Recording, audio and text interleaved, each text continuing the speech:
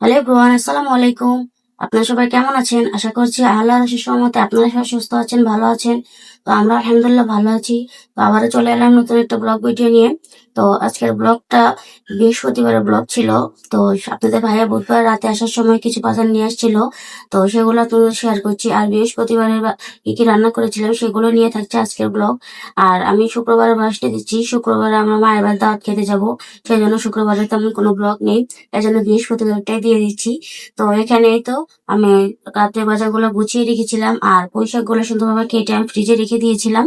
রেখে তারপর এখানে তো আমি দুপুরে রান্নার জন্য চলে আসছি বৃহস্পতিবারে। তারপর এখানে তো আমি পুঁই শাক রান্না করব, আর বেগুন আলু দিয়ে টমেটো দিয়ে কুমড়ো বড়ি দিয়ে রান্না করব। আর কে কে কুমড়ো বড়ি খান অবশ্য কমেন্ট করে বলবেন, আর কার অঞ্চলে এটা কি নামে চিনে সেটা অবশ্য কমেন্টে বলে যাবেন। আর এখানে এই তো আমি বেগুন আর আলুটা ভালোভাবে মশলা কষিয়ে তারপর এগুলো একটু কষিয়ে নেব, অল্প পরিমাণে পানি দিয়ে এই মশলাটাকে কষিয়ে নেব। আর এক পাশে আমি এখানে রুই মাছগুলো ভেজে নিচ্ছি। তো আজকে আমি রুই মাছ দিয়ে মাছের ঝোলটা করব। প্রায় অনেকদিন ঝোল খাওয়া হয় না, কোরবানিদের পরে তেমন একটা সবজি খাওয়া হয়নি, শুধু মাংসই খেতে খাওয়া হয়েছে। আর আজকে সেজন্য একটু সবকিছু দিয়ে একটু ঝোল রান্না করে নিচ্ছি। আর পাতলা ঝোল খেতে খুবই ভালো লাগে। এখানে এই তো তরকারিটা কষানো হয়ে গিয়েছে। এখন আমি এখানে বড়ি, তারপরে কিছু টমেটো, আর এখানে তো আমি মাছগুলো দিয়ে দিয়েছি। দিয়ে এটাকে এখন আমি সুন্দরভাবে বড়িটা সিদ্ধ হওয়া পর্যন্ত রান্না করে নেব। আর এই রান্নাটা খেতে অসম্ভব মজা হয়েছিল। বড়িগুলোও খুব সুন্দর, এটা কুমড়ো বড়ি ছিল, কুমড়ো দিয়ে বানানো হয়েছিল।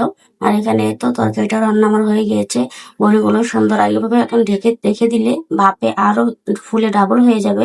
তো এই তো বড়িটা কি সুন্দরভাবে সিদ্ধ হয়েছে। আমি বড়িটা আগে সুন্দরভাবে তেলে ভেজে নিয়েছিলাম লাল লাল করে। তো এখানে তরকারিটা রান্না করা হয়ে গেছে। আর এখানে আমি পুঁই শাকটা রান্না করে নেব। আর পুঁই শাকটা আপনাদের ভাইয়া খায় না, ও শুধু শাক ভাজি করলে খায়, এভাবে তরকারি রান্না করলে খায় না। আর আমার এভাবে তরকারি রান্না করলে খুব ভালো লাগে। সেই জন্য আমি এখানে একটা মাছ দিয়ে রান্না করেছি, আর এই একটা মাছও থেকে যাবে, এটাকে ভেঙে আমি রান্না করে নেব। আর তরকারির মধ্যে এভাবে শাকের মধ্যে মাছ দিয়ে রান্না করলে আমার মাছটা খেতে ভালো লাগে না কেন জানি। তো আমি মাছটা কোনো সময় ফেলেও দেই, আমার মেয়ে যদি খায় তখন ওকে খাইয়ে ফেলি।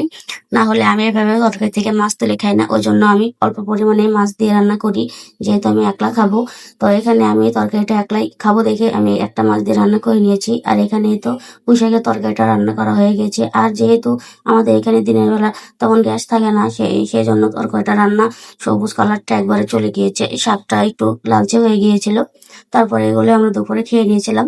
তারপরে তো বিকেলের জন্য সাধারণভাবে আমার মেয়ে বলছে নুডলস খাবে, তো ঘরে ছিল দেখে আমি এভাবে অল্প একটু নুডলস রান্না করে নিয়েছি ওর জন্য, একটা ডিম দিয়ে। তো এখানে নুডলসের মশলা আর ডিম দিয়ে আমি নুডলসটা ভালোভাবে ভেজে নিচ্ছি। তো এইভাবে আমি সাধারণভাবে রান্না করে থাকি। আমি আরো করে রান্না করি, তো আজকে এত কিছু ভালো লাগছে না, সেজন্য অল্প করে রান্না করে দিচ্ছি ওকে। আর আমি একটু আম সত্ত্ব বানিয়েছিলাম, আমার মেয়ে মোবাইলে দেখেছে আম সত্ত্ব, সেজন্য পাগল করে দিচ্ছে। তো ঘরে পাকা আম ছিল, সেখান থেকে দুইটা আম দিয়ে আমি এই আম সত্ত্বটা বানিয়েছি। আম সত্ত্বটা তো তেমন একটা রোদ পাইনি, শুধু চুলার নিচে দিয়ে শুকিয়েছিলাম। দেখুন কি সুন্দর পারফেক্ট হয়েছে। তো আজকে ভিডিওটি এই পর্যন্ত। সবাই সুস্থ থাকবেন, ভালো থাকবেন, আমাদের জন্য দোয়া করবেন। দেখা হবে পরবর্তী নতুন কোনো ভিডিওতে। আল্লাহ হাফেজ।